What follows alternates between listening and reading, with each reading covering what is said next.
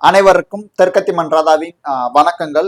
மதுரை பூர்ணச்சந்திரன் அவர்களுக்கு நம்முடைய வீர வணக்கத்தை சொல்லிக்கிருவோம். ஏன்னா திருப்பரங்குன்ற தீபத்தூண்ல விளக்கு ஏத்தணும் அப்படின்ற கோரிக்கையை வச்சு அந்த விரக்தியில தன்னோட உரிமை மறுக்கப்பட்டதை நினைச்சு தன்னுடைய ஆன்மாவையே இறைவனுக்கு காணிக்கையாக விளக்காக அர்ப்பணிச்சுள்ளாரு. அவருக்கு எல்லாரும் நம்ம நன்றி கடன் செலுத்தணும் முக்குளத்தோர். ஏன்னா முக்குளத்தோர் இனம் என்றுமே இந்த மண்ணும் தேசமும் தெய்வீகமும் அப்படின்ற வாழ்ந்த ஒரு இனம். சரிங்களா, அதை நம்ம மறக்கக்கூடாது.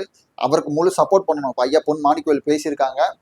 எல்லாரும் அவர் என்னைக்கு சொல்றாரோ அன்னைக்கு போய் முழு சப்போர்ட் பண்ணணும். நம்ம முன்பு ஒரு காணொலி போட்டிருந்தோம். சிவகங்கையில இளமனூரில் இருக்கக்கூடிய தேவர் சிலை அகற்றப்படுவதை பார்த்தா. ஆனா அது மட்டும் இல்லைங்க, சிவகங்கை மாவட்டம் முழுவதுமே அகற்றக்கூடிய உத்தரவை சிவகங்கை மாவட்ட நிர்வாகம் அறிவிச்சிருக்காங்க. நீதிமன்றம், காவல்துறை, வருவாய்த்துறை எல்லாம் சேர்ந்து அது சுருக்கமா சொல்லணும்னா சிவகங்கை மாவட்ட நிர்வாகம் அறிவிச்சிருக்காங்க. இப்ப அகற்றக்கூடிய வேலைகள் நிறைய நடந்துகிட்டு இருக்கு. இப்ப தாயமங்கலத்துல நிறைய ஊர்ல அகற்றிருப்பாங்க அவ்வளோ இருக்கு. ஏன் அதை பார்த்து சொல்ல ஏங்க எங்க முக்குளத்தோர் இளைஞர்கள் தேவரின் பாதுகாப்பு அமைப்புகள் எங்க போனாங்க? இதே ஒரு ஒரு சின்ன விஷயம், ஒரு ஐயா அம்பேத்கர் அவருடைய சிலைகள் சின்ன சேதம் பட்டிருந்தாவோ அல்லது அகற்றினா உடனே அங்க விடுதலை சிறுத்தை கட்சி நிற்பாங்க. நீங்க 1008 மாற்று கருத்து இருக்கு. நீங்க அவர்களை கோபாலபுரம் கொத்தடிமைக்கு 2 சீட்டு எதனாலும் சொல்லலாம். ஆனா இன்னைக்கு அவருடைய நிலைமை உங்களை காட்டு. நீங்க சொல்றீங்கல்ல சோகால் ஆண்ட பரம்பரை, இன்னைக்கு சோகால் ஆண்ட பரை விசிகா தான். நீங்க வேணா சும்மா நம்ம நக்கல் பண்ணலாம். நான் கூட நக்கல் பண்ணியிருக்கேன், பிளாஸ்டிக் சேரு அப்படி இப்படின்னு. ஆனா ஒண்ணு சொல்லட்டுமா, நம்ம சோகால் ஆண்ட பரம்பரை பேசக்கூடிய கட்சிக்கு 2021 ஒரு சீட்டு, விசிகாவுக்கு 4 எம்எல்ஏ. அப்ப யாரு ஆண்ட பரம்பரை, யாரு பெரிய ஆளு, அதை தெரிஞ்சுக்கிறங்க. சரி, யாருமே அவங்க உடனே அங்க போராட்டம் பண்ணி ஆர்ப்பாட்டம் பண்ணி அதுல புதுசால வைக்க சொல்லுவாங்க, இல்ல அரசு ஒரு கோரிக்கை வைப்பாங்க. ஆனா இங்க யாருமே வைக்கல. அண்ணன் இசைக்கராஜா தேவர்கள் அவர் மட்டும்தான் ஒரு காணொலி வெளியிட்டிருக்காங்க, ஒரு வாய்ஸ் காணொலி. சிவகங்கை மக்கள் உறவுகளை மன்னித்துக் கொள்ளுங்கள், என்னால உங்களுக்கு சொன்ன வாக்குறுதியை காப்பாற்ற முடியல. இந்த மண்ணுக்காகவும் இந்த மக்களுக்காகவும் இந்த தேவர் சமூகத்துக்காக நிற்பேன். ஆனா நம்மளுடைய தேவர் சிலைகள் எல்லாம் இன்னைக்கு உடைக்கப்படுது, அகற்றப்படுது, நம்மளுடைய வரலாறுகள் அழிக்கப்படுது, என்னை மன்னிச்சிருங்க அப்படின்னு சொல்லியிருக்காங்க. இந்த உணர்வு ஏன் யாருக்கும் வரல அப்படின்ற ஒரு கேள்வி பாருங்க. எப்படியெல்லாம் தேவர் சமுதாய தேவன்ற பெயரை அழிக்கிறாங்க, பாண்டியன்ற வரலாறு அழிக்கிறாங்க. இப்படி தொடர்ந்து நம்முடைய டிஎன்பிசி தெருல முத்துராமலிங்க தேவர்ன்ற முத்துராமலிங்கம் அப்படின்னு எழுதுறாங்க. இப்படிலாம் நம்ம வரலாற்றுகளை தொடர்ந்து அழிக்கக்கூடிய வேலைகள், நம்ம வரலாற்றை திருவு செய்யக்கூடிய வேலைகளையும் நம்மளுடைய வரலாற்றை மழுங்கடிக்கக்கூடிய வேலைகளையும் செஞ்சுக்கிட்டே இருக்காங்க. நம்ம சமூகத்தின் மீது அவதூறுகள் பரவக்கூடாது, குற்றப்பரம்பரை அது இதுன்னு செஞ்சுக்கிட்டு இருக்காங்க. நம்ம இதுல இருந்து ஒரு பாடம் கத்துக்கிட்டு எப்படி வீரியமா எழுந்து வரணும், நம்மளோட சமுதாயத்தை எப்படி காப்பாத்திக்கணும், நம்மளோட வரலாற்றை எப்படி காப்பாத்திக்கணும், நம்ம பண்பாடு கலாச்சாரங்கள் நம்மளோட மரபுகளை எப்படி காப்பாத்திக்கணும், நீங்க ஓரணியில வரணும். இன்னும் நீங்க ஈகோ பார்த்துக்கிட்டு புரிஞ்சு கிடந்து வச்சுக்கல ஒன்றும் பண்ண முடியாது. இன்னொன்னு பாத்தீங்கன்னா, இது நம்மளுக்கு வச்சுக்கிட்டு ஆப்புன்னு நான் நினைக்கிறேன். ஏன்னா இந்த இளமனூன்ற பிரச்சனை சின்ன பிரச்சனை. நம்ம 40 ஆண்டு காலமா அங்க போர்டு இருக்கு. தேவேந்திர சமூகம் மூலம் வச்சு. ஆனா அதை நம்ம அதை சரி அனுசரிச்சு கூட போயிருக்கலாம். இப்ப நம்மளுக்குள்ள இப்படிதான் தொடர்ந்து பாத்தீங்கன்னா கடந்த காலங்கள்ல இருந்து இப்படித்தான் ஒரு சுந்தரலிங்க பேருந்து கழகம் அல்லது பாண்டியன் பேருந்து கழகம் அல்லது மாவட்டம் சிவகங்கைக்கு என்ன மாவட்டம், முத்துராமலிங்க தேவர் மாவட்டம் தானே இருந்துச்சு.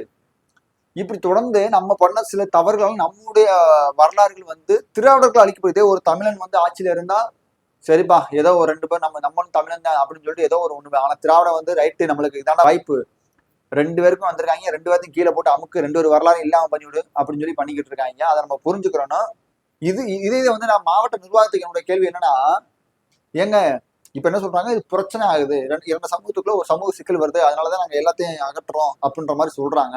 இதே ஐயா தமிழகத்தில் நடக்கக்கூடிய 90% சிக்கல்களுக்கு, பிரச்சனைகளுக்கு, சண்டைகளுக்கு, சட்ட ஒழுங்கு பிரச்சனைகளுக்கு, பெண்களுக்கு எதிரான பாலியல் பலாத்கார பிரச்சனைகளுக்கு எல்லாத்துக்கும் காரணம் அப்பா அவர்கள், அதாவது தமிழக முதலமைச்சராக அப்பா அவர்கள் விற்கக்கூடிய வீரன் அந்த சரக்கு. அந்த வீரன் சரக்கை போட்ட சூழல்தான் சில ஆண்மகளுக்கு வீரம் வருது, சில பெண்களுக்கும் வீரம் வர ஆரம்பிச்சிருச்சு. இப்ப அதுதான் முக்கிய காரணம். அதனால இந்த தமிழக காவல்துறை அல்லது இந்த சிவகங்கை மாவட்ட நிர்வாகம், நீங்க இந்த மாதிரிலாம் சட்ட சிக்கல் வரும்னு நினைக்கிறீங்க, இதையும் கொஞ்சம் கருத்துல எடுத்துக்கிறங்க. அப்ப மக்கள் எவ்வளவு பாதுகாப்பு அடைவாங்கல்ல. இங்க பிரச்சனை வர்றதுனால அந்த சிலைகளை அகற்ற நீங்க சாராயம் குடிச்சு கஞ்சா குடிச்சு எவ்வளவு பிரச்சனைகளை சமுதாயம் சீர்கெட்டு போகும்போது அதை நுப்பாட்டுங்களே. இந்த சோசியல் மீடியால எவ்வளவு தவறான விஷயங்கள் வருது, பெண்கள் சம்பந்தப்பட்ட தவறான விஷயங்கள், ரம்மி விளையாட்டுன்னு சொல்லி அதை ஊக்கப்படுத்துறாங்க. எவ்வளவு அதெல்லாம் தடை பண்ணுங்களே, மக்களுடைய நன்மை கருதி. அதெல்லாம் செய்ய மாட்டீங்க. ஆனா எந்த அங்கெல்லாம் போக மாட்டீங்க, உங்களோட உத்தரவுகள் போகாது. ஆனா இங்க மட்டும் நம்ம தமிழ் சமுதாயத்துடைய வரலாறு அழிக்கிறதுக்கு மட்டும் வேகமா முன்னாடி வந்துருவீங்க. அப்புறம் தேசிய தலைவர், இதே அம்பேத்கரும் தேசிய தலைவர், அவரோட சிலை இது பண்ணா உடனே வராங்க. ஆனா தேசிய தலைவர்னு சொல்றாங்க, வாயாலதான் சொல்றாங்க கட்சிகள். உண்மையிலே தேசிய தலைவர்னா வந்து சிலையை உடைக்க விட்டுருப்பாங்களா தமிழக அரசு?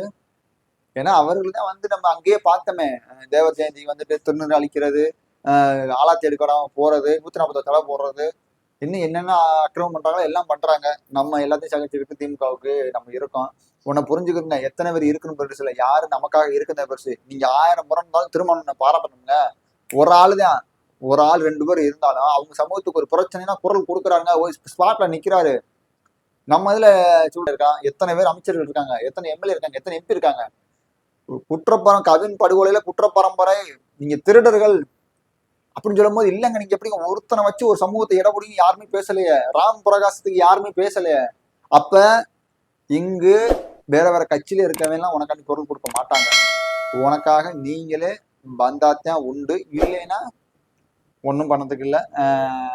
நம்ம மக்கள் மண்ணோடு மண்ணாக போகுவதும் வீழ்வதும் யாராலும் தடுக்க முடியாது. என்னோட கருத்துக்கள் பிடிச்சிருந்தா லைக் பண்ணுங்க, ஷேர் பண்ணுங்க, கமெண்ட் பண்ணுங்க. உங்களோட கருத்துக்கள் சொல்லுங்க. நான் கீழே வந்து ஃபேஸ்புக்கு, என்னோட இன்ஸ்டாகிராமு ஐடிலாம் கொடுக்குறேன். ஃபாலோ பண்ணுங்க, சப்போர்ட் பண்ணுங்க. நன்றி.